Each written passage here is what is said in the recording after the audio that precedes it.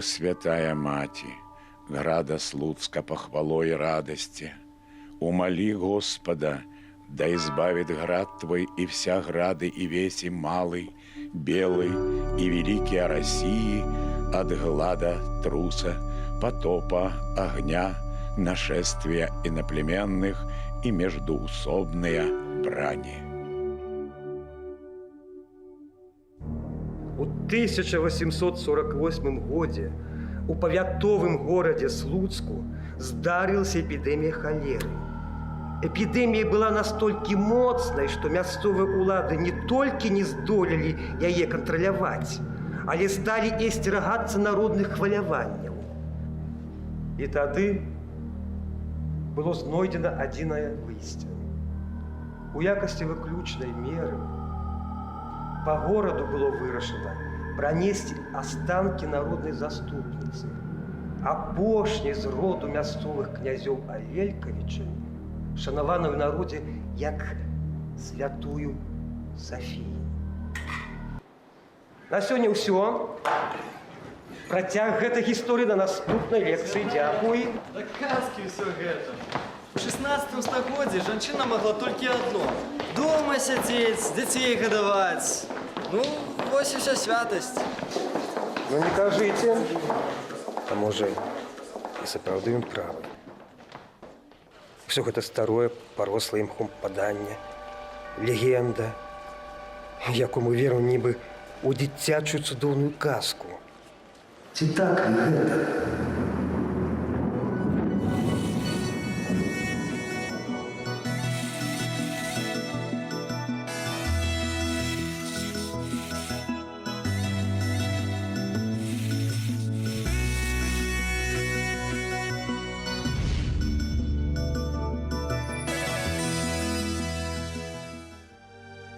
Першага мая 1585 года у сям'і князя Слуцкага і Капыльскага Юрія Юр'евіча з роду Алелькавічаў і яго жонкі Кацярыны са старадаўняга роду Кішкаў нарадзілася дзяўчынка. Пры хрышчэнні яе нараклі Соф'яй, прамудрасцю. Так, старажытны род Алелькавічаў узыходзіць да ўнука вялікага князя літоўскага Альгерта Алелькі Владиславовича. У 1359 году ён атрымаў Слуцкае княства за ратныя подвиги. А Слуцк з часам стаў адным з галоўных праваслаўных гарадоў Вялікага княства літоўскага. Прабабуля Софіі, Анастасія, адна адстаяла горад у арды татар пад кіраўніцтвам князя Міхаіла Глінскага. Дзед Софіі, Юрый Юр'евіч, славіўся вялікім шанавальнікам праваслаўных святынь і нават уласнаручна перапісаў Евангелие для Слуцкага Свята-Троіцкага манастыра. У сваім духоўным запавеце ён наказаў сваім сынам апякаць, падобна яму ў Свята-Троіцкі манастыр, цвёрда трымацца праваслаўя. Калі ж дзеці адступілі ад веры дзядоў, яны аўтаматычна страчвалі спадчыну.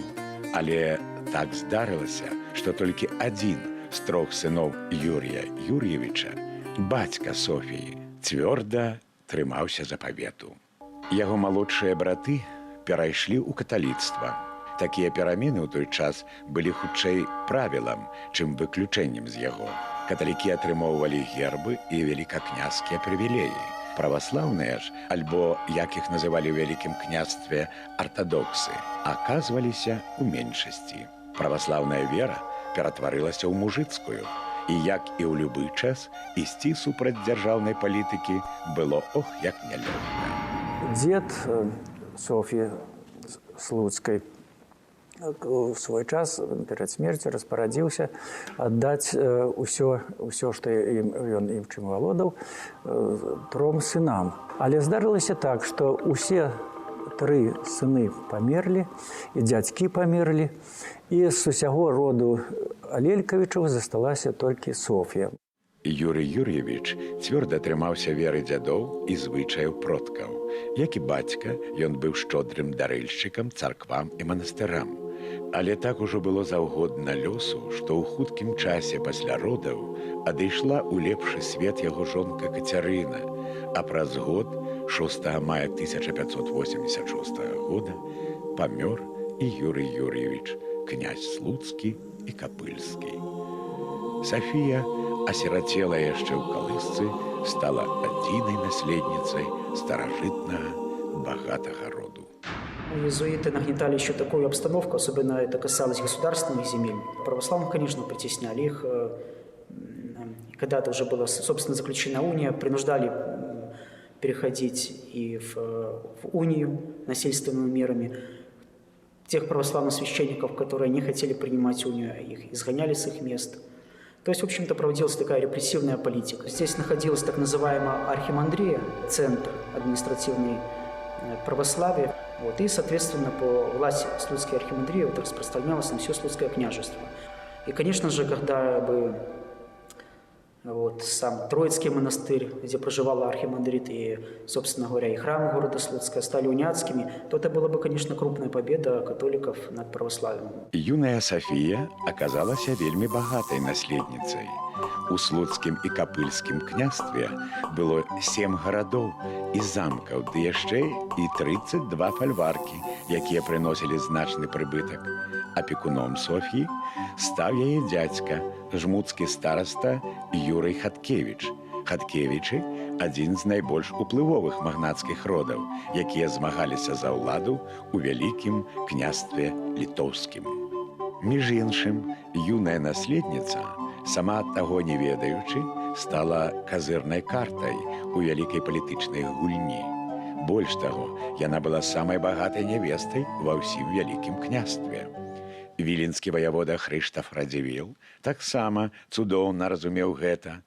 Хаткевічы тым часам запазычылі Радзівілам вялікую суму і замест выплаты грошай дамовіліся аб шлюбе паміж Соф'яй і сынам Хрыштафа Радзівіла Янушам.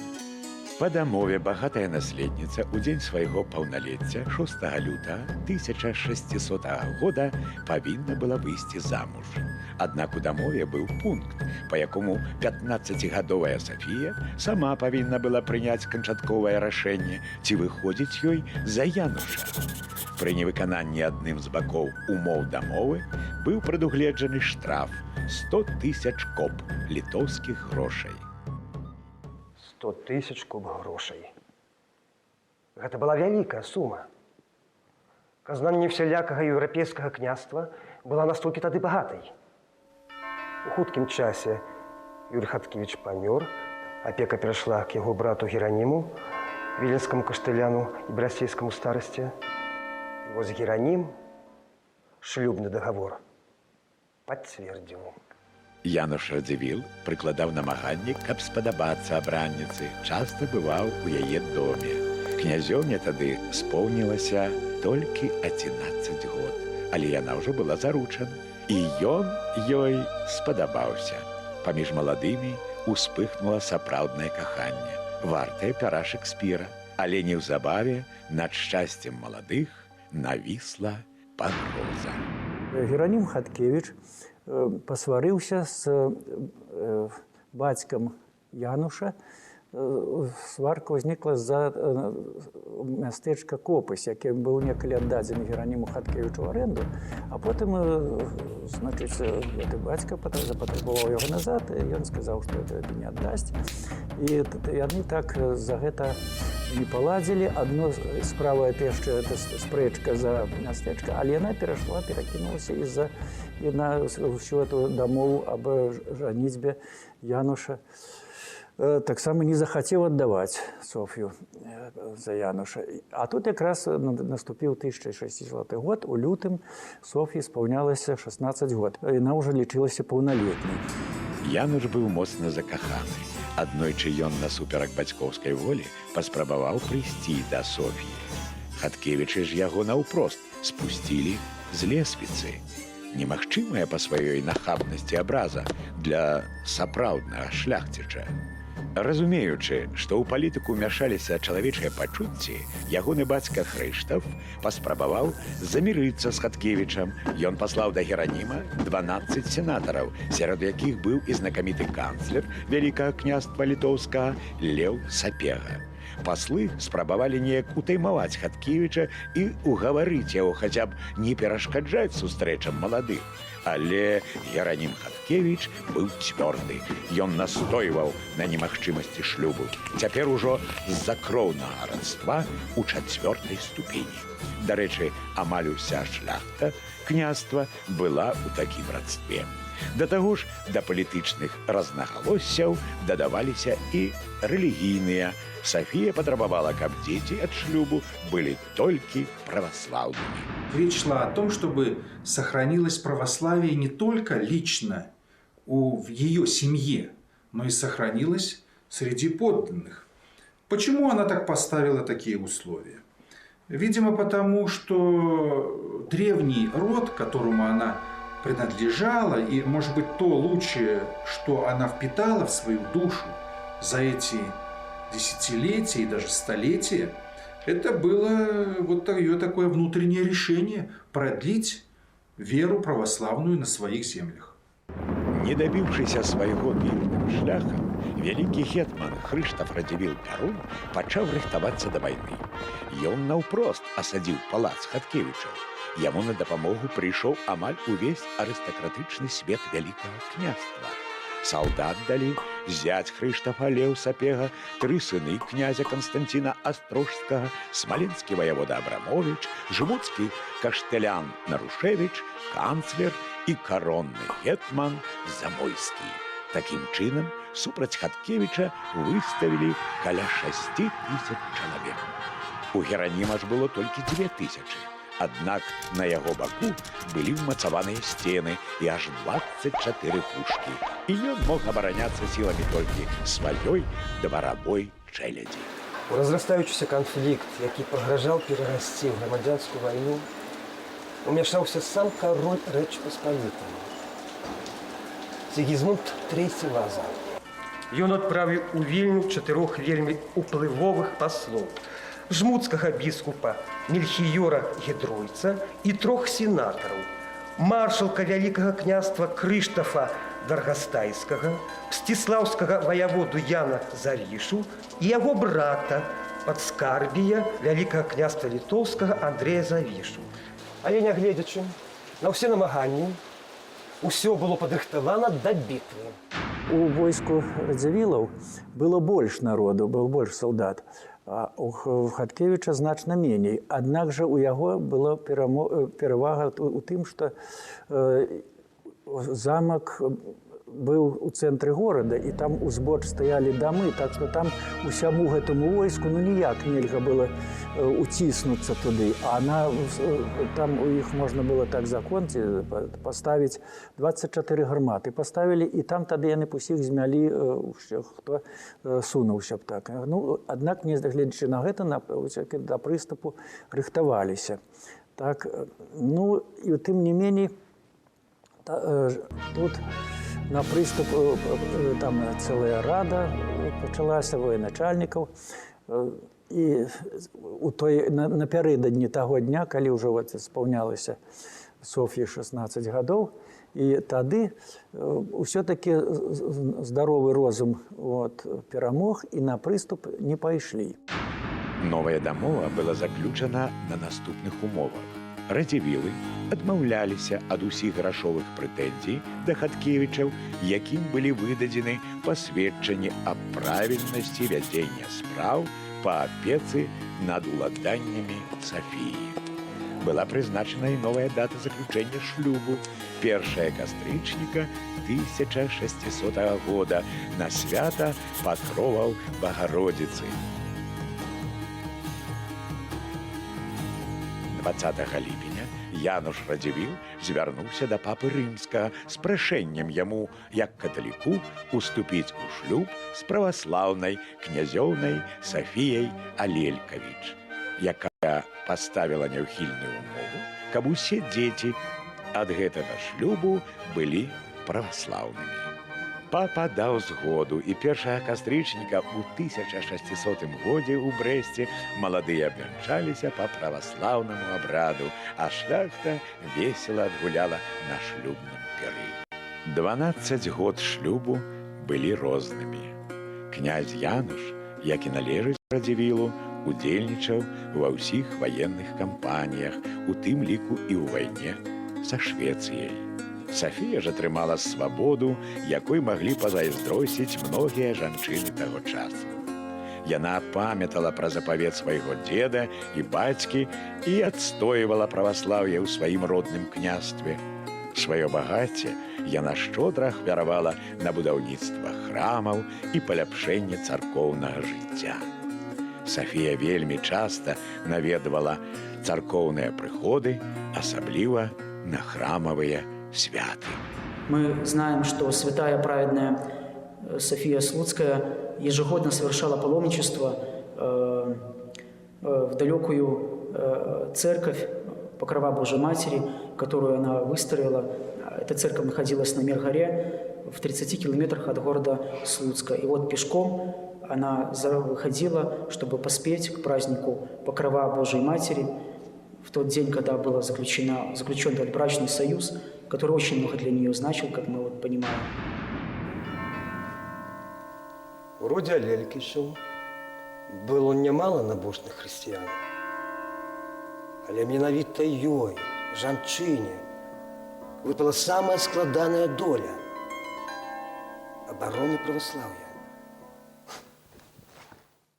У 1596 годзе была заключана Берасцейская царкоўная унія. Духавенства артадоксаў, так тады называлі праваслаўных святароў, не магло яўна хадзіць па вуліцах са святымі дарамі. Хрышчэнне, вянчанне, пахаванне дазваляліся толькі са згодай каталіцкіх святароў і за ўстаноўленую імі плату. Даходзіла нават да таго, што памерлых праваслаўных хавалі ноччу. Дзеці, народжаныя ад змешаных бракаў, хрысціліся па каталіцкаму абраду. Праваслаўным забаранялася займаць важныя пасады, склікаць сходы, шукаць пратэкцыі пад пагрозай прымянення законаў супраць бунтаўшчыкоў. Слуцк жа належыў Сафіі і заставаўся праваслаўным. Нават свайго мужа-каталіка яна пераканала выпрасіць грамату ў караля аб забароне прымусу праваслаўных да уніі. Так яна здолела юрыдычна абараніць праваслаўе на Слуцчыне. Дзякуючы дзейнасці княгіні Сафіі, Слуцк яшчэ пры яе жыцці атрымаў асаблівае значэнне для праваслаўных усяго вялікага княства.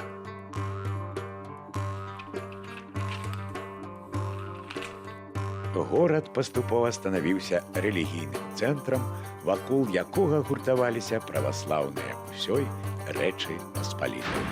Как святой человек и как как человек, который особо заботился и мог, ввиду своего княжеского достоинства, позаботиться о сохранении православной веры, она это делала. И юридически пыталась охранить православных в своем княжестве. Она заботилась и об устроении Слуцкого православного братства, которое очень много сделало для того, чтобы вера православная здесь сохранилась. Фактически в тяжелейших условиях 17 столетия православная, за счет существования здесь и трудов православного братства Слуцкого, и смогла сохраниться здесь православная вера. Муж Сафіі настолькі яе кахаў і паважаў, што не парушыў яе запавет і пасля смерці жонкі. Ён выдаваў граматы, прызваныя абараняць праваслаўе на слуцкай зямлі. І ўсе радзівілы, уступаючы на княства, выдавалі абаронныя граматы для праваслаўных слуцкага княства. Мы знаем, что сначала его отец Христофор Радзивилл был покровителем не только протестантов, но и православных, как на Вильнюсщине и на Белостокчине, потому что эти земли находились во владении бержанских радзивиллов. Сначала помогал православным, фактически потом и его сын подключился, стал защитником, дефендером не только кальвинизм, но и православие вот и на Виленщине, на Белосточине. Это был один такой фронт, которые вот могли выстроить православные против нацистского католичества и уніяцтва в это время. Софія так і не змогла мець уласных дзяцей. У 1604 годзе ў пары князёў Радзівілаў памёр маленькі сын Мікалай, а праз 4 гады у 1608 годзе памёрла дачка Кацярына. Княгиня София Радзівіл памерла пры родах мёртванароджанай дачкі 19 сакавіка 1612 года у 26 гадоў ад роду.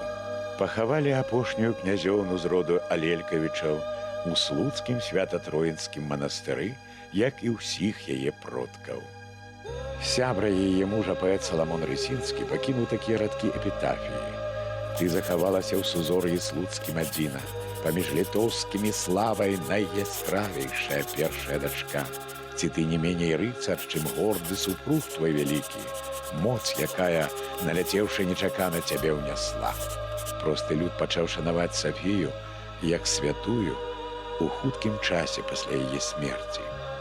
Жанчыны лічылі сваёй заступніцай, захоўваючы добрую памяць аб ёй. Згодна прароцтвам Сафіі, на Юр'евскай вуліцы ў Слуцку ніколі не было пажараў. Людзі нават не страхавалі свае дамы, казалі, што іх застрахавала Сафія. Кожны год жанчыны перапраналі яе, не дапускаючы да мошчаў сваёй заступніцы ніводнага мужчыну. Мужчины находились в Свято-Троицком монастыре. То есть почиталась она местно чтимая, будем говорить, всегда. Ну, а официально она причислена к лику святых, ну, можно сказать, в 80-е годы. Мы знаем, что наш владыка митрополит Филарет обращался к патриарху Пимену в 1984 году. И уже в календарях 1986 года появился день ее почитания. Дважды. Это воскресенье 3 после Троицы, после Пятидесятницы, когда чтутся все белорусские святые. Ну и, конечно же, по новому стилю 1 апреля, когда, собственно, мы почитаем день ее блаженной кончины и празднуем ее память. Ну, мы часто чули о бесправии сярэднявечных жанчын, об іх залежнасці ад волі моцных мужчын. Як же тады гісторыі Ефрасіні Полацкай, Анастасіі Сафіі Слуцкай, альбо іншых выдатных жанчын таго часу? Гэта што? Гэта выключэнне з правілаў? Альбо гэта... Альбо... Не, я зразумеў. Іх гісторыі – гэта яркія ўспышкі ў гісторыі нашага народа. І вось сёння прыйшоў час вяртацца да сваіх істокаў. Зараз мошчы Сафіі Слуцкай перанесены ў Мінскі свята-духавы кафедральны сабор. І кожны жадаючы можа прыкланіцца да іх са сваім маленнем аб дапамозе.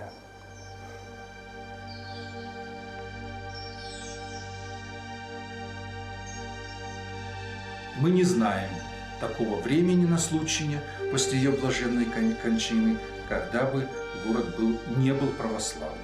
По сегодняшний день он таким и остается. Мы имеем действительно истинную заступницу и покровительницу небесную для нашего края, потому что она дарует нам силы быть христианами. Намаганнями княгини Софии Радзівіл Слуцк так и застаўся назаўсёды православным горадам. І сёння на яе радзіме Сафію памятаюць і зберагаюць памяць аб ёй. 24 верасня 2000 года у Слуцку адкрылі помнік святой заступніцы горада. І яе напаўзабыты вобраз сёння знаёмы кожнаму случайнаму з дзяцінства. У дзяцінстве яна была Софіяй Алелькавіч, князёўнай слуцкай капыльскай. Выйшла замуж і стала княгіняй Радзівіль. Але ў гісторыю яна ўвайшла як праведная Софія Слуцкая. Адна з 14 беларускіх святых.